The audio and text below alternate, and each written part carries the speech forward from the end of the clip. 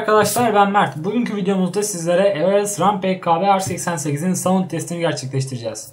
Sound testi derken bir tuşa bastığımızda ne kadar mekanik hissi klavye, yani ne kadar mekanik klavye hissi alıyoruz, o sesi ne kadar hissedebiliyoruz, ona bakacağız. Kısa bir video olacak. Hemen başlayalım isterseniz. Şöyle baştan nasıl yapalım bunu? Şuradan gelelim.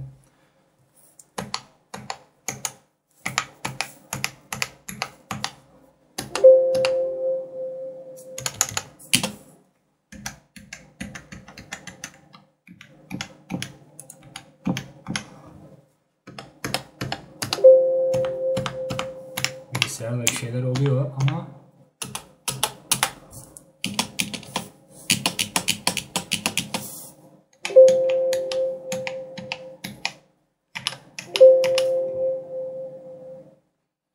Allah için sesleri kapayalım. Bazı tuşlardan daha tok ses çıkarken bazılarından daha tiz bir ses çıkıyor. Bu tuştan tuşa bazen fark edilebiliyor. Mesela boşluk tuşundan daha böyle bir tiz bir ses çıkıyor. Bu genelde diğer klavyelerde de aynı şekilde de.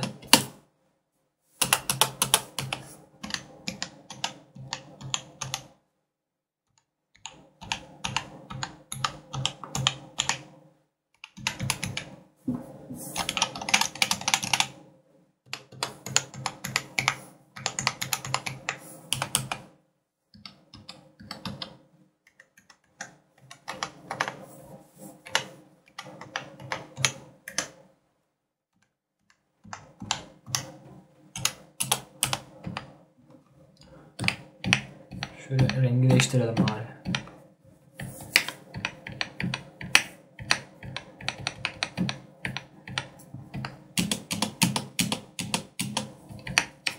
Şöyle yapalım.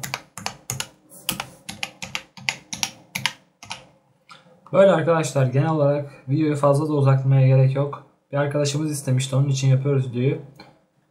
Bizi izlediğiniz için teşekkür ederiz arkadaşlar. Kanalımıza abone olmayı unutmayın. Daha farklı videolarla tekrar karşınızda olacağız. Hoşçakalın arkadaşlar.